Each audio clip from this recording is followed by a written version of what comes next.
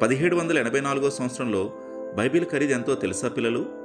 Bible అనేది ఈరోజు మనమందరికీ అందుబాటులో ఉంది. కానీ ఈరోజు బైబిల్ మన చేతిలో ఉంది అంటే దీని వెనుక పెద్ద గాథ ఉంది.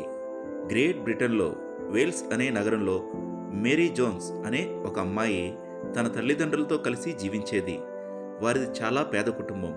ప్రతి ఆదివారం తన తల్లిదండ్రులతో కలిసి చర్చికి వెళ్ళేది. చర్చిలో పాస్టర్ గారి దగ్గర ఒక పెద్ద బైబిల్ ఉండేది. ఆ బైబిల్లో నుండి పాస్టర్ గారు దేవుని వాక్యాలు, దేవుడు చేసే అద్భుతాలు చెబుతూ ఉంటే ఎంతో ఆసక్తితో విని దేవుని మహిమపరిచేది. ఒకరోజు మేరీ జోన్స్ తన మనసులో ఈ విధంగా అనుకున్నది, నాకు కూడా ఒక సొంత బైబిల్ ఉంటే ఎంత బాగుండేది అని అనుకుంది. ఆ విషయం తల్లిదండ్రులకు చెప్పినప్పుడు వారు, అమ్మా, బైబిల్ అనేది ధనవంతుల ఇంట్లో మాత్రమే ఉంటుంది. బైబిల్ చాలా ఖరీదైనది, మనలాంటి పేదవాళ్ళు దాన్ని కొనలేము అన్నారు. అప్పుడు మేరీ తల్లిదండ్రులతో, మనం ఎందుకు ధనాన్ని దాచి బైబిల్ కొనకూడదు అని చెప్పింది. తన తండ్రి ఈ విధంగా చెప్పారు, నీవు పనిచేసి ధనాన్ని దాచి బైబిల్ కొనుక్కో, మేము నీకు కొంత సహాయం చేస్తాము అని చెప్పారు. ఆ మాట విన్న మేరీకి ఎంతో ధైర్యం కలిగింది. ఆ ప్రకారమే ఆమె ఆ ఊరి సంతలో తన కుట్టిన వస్త్రాలు అమ్మి 6 సంవత్సరాలు కష్టపడి బైబిల్ కొనడానికి సరిపడా ధనాన్ని సంపాదించుకుంది. అది చూసిన ఆమె తల్లిదండ్రులు కూడా ఆమెకు సహాయం చేశారు. ఒకరోజు మేరీ తన చర్చి పాస్టర్ గారి దగ్గరికి వెళ్ళి, పాస్టర్ గారు, నేను బైబిల్ కొనాలి అని అనుకుంటున్నాను, ఎక్కడ దొరుకుతుంది అని అడిగింది. అప్పుడు పాస్టర్ గారు, అమ్మా మేరీ, బైబిల్ చాలా ఖరీదైనది, అది నీవు ఎలా కొనుక్కోగలవు అని అడిగారు. అందుకు మేరీ, పాస్టర్ గారు, బైబిల్ కొనడానికి సరిపడా ధనాన్ని 6 సంవత్సరాలు కష్టపడి సంపాదించాను అని చెప్పింది. ఇంత చిన్న వయసులో మేరీకి బైబిల్ పట్ల ఉన్న ఆసక్తిని చూసి చాలా సంతోషించి, అమ్మా మేరీ, బైబిల్ లండన్ నగరంలో బాలా అనే ప్రాంతంలో చార్లెస్ థామస్ గారి దగ్గర లభిస్తుంది. అవి కూడా సంవత్సరానికి ఒకసారే. నువ్వు వెళ్లే సమయానికి అవి లభించకపోవచ్చు అని తెలియజేశారు. అది విన్న మేరీ ఎంతో నిరాశకు లోనై, అయినా సరే దేవునిపై విశ్వాసముంచి తన తల్లిదండ్రులకు ఈ విషయం చెప్పినప్పుడు తన తండ్రి తనని ఎంతో ధైర్యపరిచి ఆ ఊరు వెళ్ళటానికి ఆమెకు కావలసిన ఆహార పదార్థాలు తయారు చేసి ఆమెకు ఇచ్చి పంపించారు. మేరీ ఆ ఊరు వెళ్ళడానికి ప్రయాణమైంది. ఆమె ఉండే ప్రాంతం నుండి బాలానగరం 25 మైళ్ళు. ఆ రోజుల్లో రవాణా మార్గాలు ఏమీ లేకపోవడంతో నడిచే వెళ్ళాలి. అవి కూడా కొండలు, కోనలు, నదులు, అడవి మృగాలు కలిగి ఉన్న రహదారి.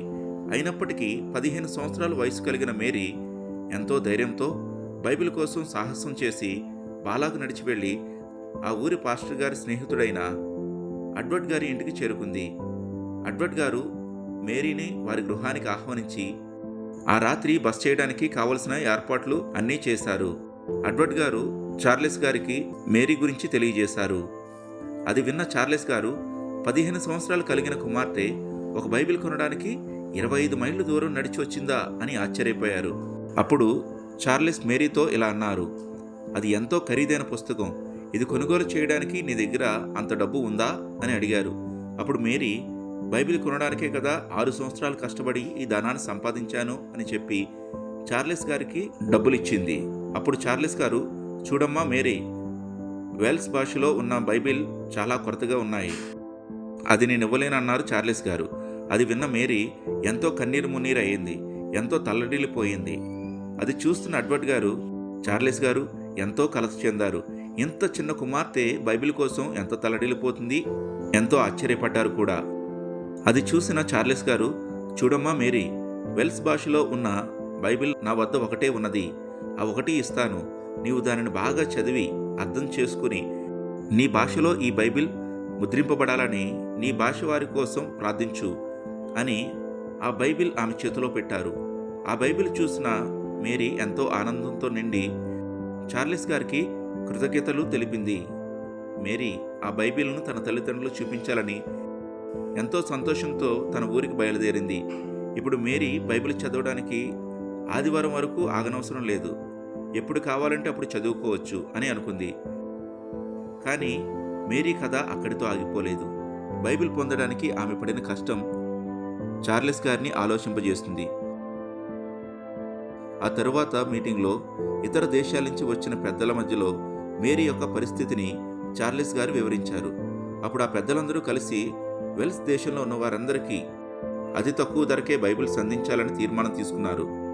పెద్దలలో ఒకరైన రెవరెండ్ సూస్ లేచి, మేము ఈ విధంగా వేల్స్కు కాకుండా ప్రపంచమంతా ఎందుకు చేయకూడదు అని అన్నారు. ఆ విధంగా మొట్టమొదటిగా బైబిల్ సొసైటీ స్థాపించబడింది. ఈరోజు ప్రపంచం మొత్తం సొంత భాషలలో బైబిల్ అందించడానికి 140కి పైగా బైబిల్ సొసైటీలు స్థాపించబడ్డాయి. ఈరోజు బైబిల్ మనందరికీ అందుబాటులో తక్కువ ధరకే లభిస్తుంది. ఈ బైబిల్ పొందుకున్న మీరు భారంగా బైబిల్ చదువుతున్నారా, లేదంటే ఒక ప్రక్కన పడేస్తున్నారా? బైబిల్ మన చేతికి రావడానికి ఎంతోమంది మిషనరీలు కూడా వారి జీవితాలను త్యాగం చేశారు. ఇంకా కొన్ని దేశాల్లో బైబిల్ ఉన్నా చదవడానికి వారికి అనుమతి లేదు. కాబట్టి ఈ పరిశుద్ధ గ్రంథాన్ని కలిగిన మనము ఇప్పటి వరకు చదవకపోయినా ఈ రోజు నుంచి అయినా బైబిల్ చదివి ఈ పరిశుద్ధ గ్రంథము ఇంకా అందుబాటులోకి లేని వారి కొరకు మరియు అనేక భాషలలో ముద్రించబడాలని ప్రార్థిద్దాం.